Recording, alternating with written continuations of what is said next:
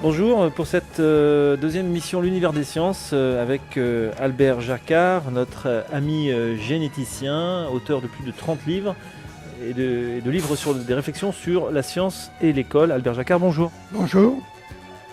Albert Jacquard, les récents travaux de neurosciences comme ceux de Jean-Pierre Changeux mettent en avant que l'apprentissage dans le cerveau des enfants se fait par essai, erreur et formulation d'hypothèses et puis confrontation des résultats des expériences avec les représentations, les fausses idées des enfants.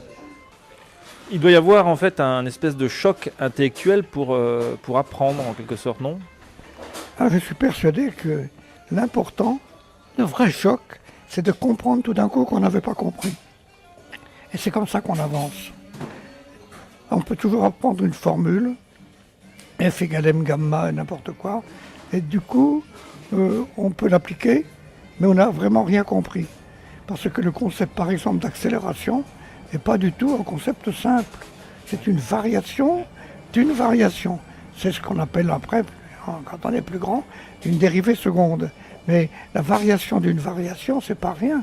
C'est une vitesse, ça se comprend, c'est la variation de l'emplacement par unité de temps. Mais l'accélération, c'est la variation de la vitesse qui est elle-même une variation. Donc, il ne faut pas se leurrer. On peut très facilement apprendre et appliquer la formule reliant la force à l'accélération, mais l'important, c'est de comprendre ce que c'est qu'une accélération ou une décélération. Et ça n'est pas simple du tout. Vous ne croyez pas si bien dire, puisque moi j'ai des élèves en cours particulier qui ne comprenaient pas la formule de l'accélération. Alors vous savez ce que j'ai dit ? J'ai dit on va d'abord passer par le français, on va essayer de comprendre intuitivement ce que c'est que l'accélération. Et là j'ai dit c'est d'abord le taux, je ne dis pas c'est la fameuse formule, la dérivée de la vitesse par rapport au temps, je dis c'est le taux d'accroissance de la vitesse par unité de temps. Par exemple 20 mètres seconde moins 2, ça veut dire qu'en moyenne, toutes les secondes, elle accroît sa vitesse de 20 mètres par seconde. Et bien là, l'élève a compris. Alors, c'est ça, c'est pour montrer qu'il s'agit de variation et que le concept de dérivée n'est pas à la portée de tout le monde au début. Bien, finalement, ça n'est qu'une formulation à partir de la compréhension des variations. On peut appeler ça du calcul de variation d'ailleurs. C'est ce qu'on a fait longtemps. En fait, Albert Jacquard, le cours magistral a vécu. Qui plus est, dans le cours magistral, c'est le professeur qui travaille et pas l'élève. Oui, évidemment, c'est le professeur qui travaille, qui quelquefois s'aperçoit qu'il n'avait pas lui-même bien compris, mais l'important c'est de travailler ensemble. Normalement, elle fait être un peu lourd, faire un cours ou faire une conférence, c'est exactement comme faire l'amour, c'est épuisant et exaltant. C'est exaltant parce que vraiment il se passe quelque chose. Et la compréhension qui est transmise, c'est merveilleux. Et on a le plaisir de s'apercevoir que l'autre comprend. Mais ça suppose qu'il se passe des choses dans son cerveau. Est-ce que c'est vous, Albert Jacquard, qui avez dit que enseigner ne devrait pas vraiment être un travail, justement, au sens étymologique du terme, c'est-à-dire tripalium, torture. C'est vrai que, hormis la préparation des cours, justement, on doit faire travailler les élèves. Bon, ça ne doit pas vraiment être trop fatigant. Moi, je pense que ça ne doit pas être fatigant, en fait, d'enseigner ici. C'est pas grave que ça soit fatigant. L'important, c'est que ça soit fait, que ça soit perçu. Non pas comme une corvée, mais comme une activité agréable. Au fond, c'est essentiellement une activité agréable que de communiquer avec un autre, de mettre en commun. Donc, que ça soit fatigant, c'est possible, mais l'important, c'est que ça soit jouissif. C'est vrai, j'ai remarqué quelque chose, c'est qu'à chaque début de vacances, les professeurs sont fatigués, alors que les élèves sont pleins d'énergie. Ça devrait pas être l'inverse ? Ça pourrait être l'inverse. Je n'ai pas fait l'expérience. Est-ce que vous pensez qu'en France, Albert Jacquard, on n'assiste pas à une certaine dérive de l'enseignement, dans le sens où les parents, qui ont parfois bien du mal à éduquer leurs adolescents, se reportent un peu sur les éducateurs que nous sommes, mais un peu trop ? C'est-à-dire qu'ils ont un regard sur l'enseignement. On fait l'hypothèse d'Albert Jacquard qu'un professeur fait son boulot comme il peut. Il me semble qu'il y a une crise de confiance tripartite, prof-élève, prof-parent, direction-prof. D'où les dépressions des professeurs. Ce qu'il faut voir, c'est que le rôle du prof n'est pas du tout identique au rôle des parents. Et c'est très bien qu'un enfant puisse être différent quand il est à l'école et quand il est en famille. Un enfant est en train de créer sa personnalité. Par conséquent, il fait ça par essai et erreur, comme tout le monde. Donc il fait une tentative pour dire ceci, faire apparaître cela en lui, chez ses parents, et autre chose à l'école. Et je crois qu'il ne faut pas trop de court-circuit entre les parents et les profs. Parce qu'on a l'impression de cerner les enfants, de les prendre en tenaille entre ce qu'ils montrent aux parents et ce qu'ils montrent aux profs. Il faut le laisser tranquille et développer son jardin secret où il fait un mélange. Lui, c'est à lui de le faire entre la famille et l'école. Mais il ne faut pas trop de court-circuit. Je crois que quand un parent vient à l'école, il faut qu'il y vienne avec beaucoup de modestie et en ayant l'impression qu'il entre dans un lieu sacré qui ne lui est pas totalement ouvert.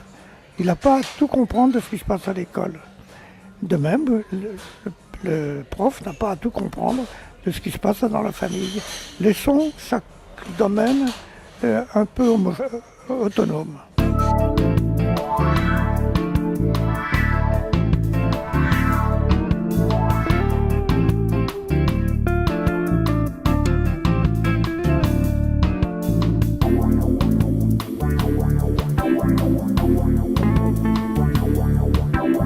L'univers des sciences, RCF. Le programme, parce qu'on a l'impression qu'on galope envers les programmes. Le professeur est très stressé, il veut... le programme, même s'il n'est pas fini, c'est pas grave. L'important, c'est d'apprendre aux élèves à être malins, non? S'ils sont malins, ce sera rattrapable après. Moi, je n'arrive pas à comprendre cette notion de programme telle qu'elle est vécue en France. Alors les profs, finalement, les derniers jours du mois de juin, font n'importe quoi en prétendant que c'est pour terminer le programme. Le programme n'est qu'une indication et ne devrait pas du tout être une obligation. Et je crois que ce qui n'a pas été fait, ça peut se rattraper très vite l'année prochaine. Je crois aussi, Albert Jacquard, qu'il faut que les professeurs prennent conscience de la noblesse de leur métier. Professeur, selon moi, ça s'écrit avec un grand P. Or, si on sait que élever les esprits consiste à construire une nation, pourquoi un footballeur gagne parfois jusqu'à 50 € la seconde pour pousser un ballon dans les filets d'un but de foot? Nous, les professeurs certifiés au bout de 10 ans de carrière pour 18 heures, nous gagnons 1700 € par mois. Si j'avais su, j'aurais été plombier, comme avait dit Albert Einstein quand la bombe nucléaire avait explosé. Et en plus, les plombiers, il en faut, ils réparent des tuyaux, mais ils gagnent mieux que les professeurs. C'est pas un problème dans l'équation de l'enseignement en France? Oui, moi j'aimerais pas trop insister sur ce niveau de vie et ce que l'on gagne et ce que l'on ne gagne pas. L'important c'est de faire ce métier de prof, comme vous l'avez dit, avec noblesse. Alors effectivement c'est mal payé, il y a des pays où c'est mieux payé, enfin l'essentiel n'est pas là. L'essentiel c'est d'être très respectueux du rôle du prof. Il est en train de construire des personnes, c'est pas rien.